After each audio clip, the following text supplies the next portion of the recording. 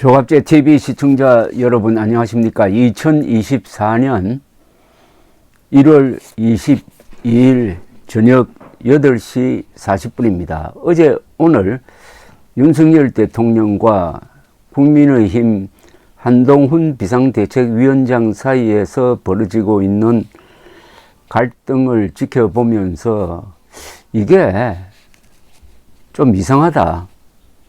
이게 혹시 짜고 치는 것 아니냐 하는 의심이 생길 수밖에 없는 것은 너무나 상상을 초월하는 일이 벌어지고 있기 때문입니다. 이 정치권에 정보가 많은 개혁신당 이준석 대표가 이런 일종의 음모론이죠. 일종의 음모론에 뭘 하나 더 했습니다. 그는 이관섭 대통령 비서실장이 국민의힘 한동훈 비상대책위원장에게 사퇴 요구를 전달한 것으로 알려진 데 대해서 이건 애초에 기획된 것으로 본다는 주장을 했습니다.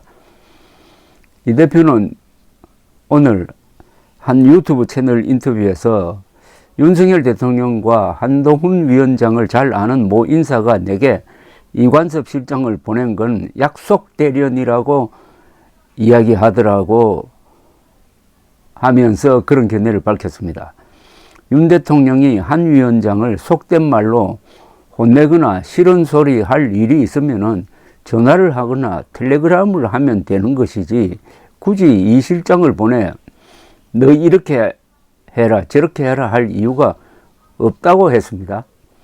약속 대련이라는 것은 공격과 방어를 사전에 약속하는 태권도 용어입니다.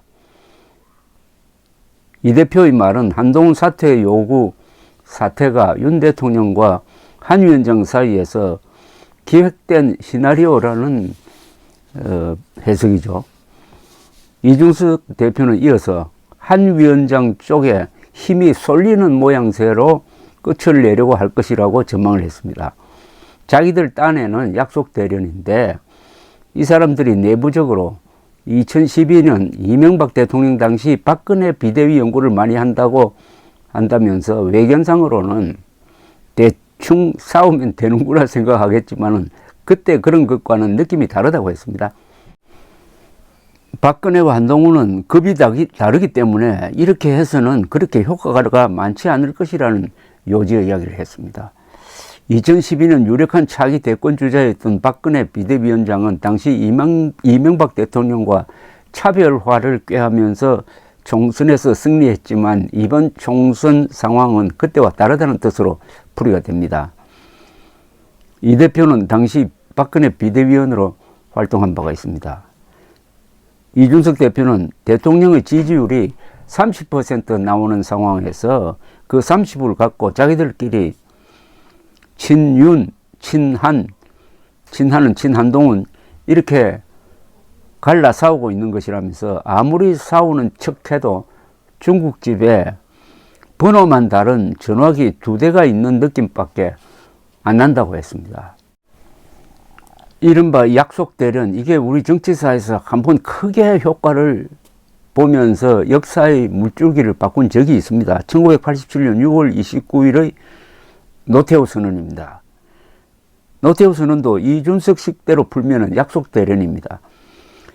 당시 노태우 민정당 대통령 후보는 6월 대시위가 절정으로 치닫고 있고 계엄령까지 검토되고 있을 때 직선제 개헌, 김대중 연금 해제, 언론 자유 조치, 지방자치제 실시 등 광범위한 민주화 조치를 전두환 대통령에게 건의하면서 이것이 받아들여지지 않으면 후보직에서 사퇴하겠다고 비장하게 선언했습니다.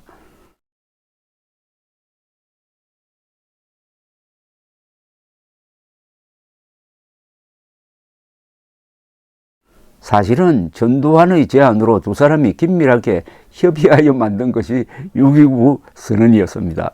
이 사실은 제가 월간조선의 특종으로 보도하여 세상에 알려지게 되었습니다.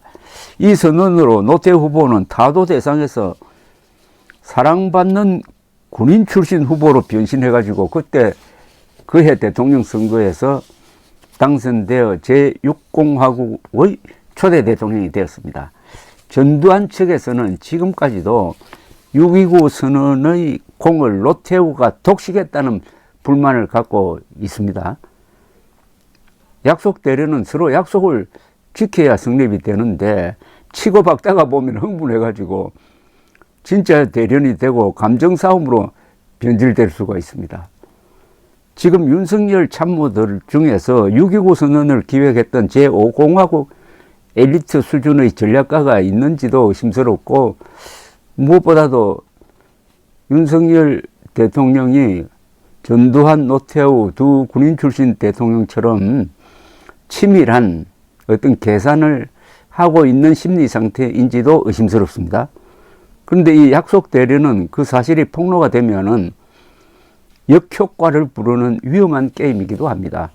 아직도 여러분들 기억에 생생한 2022년 1월 윤석열 후보와 이준석 대표가 국회에서 열린 국힘당 의원총회에서 극적으로 포옹하면서 갈등을 마무리한 것도 이게 약속 대련이었다는 시각이 있습니다. 그것은 이준석 대표가 잘 알겠죠.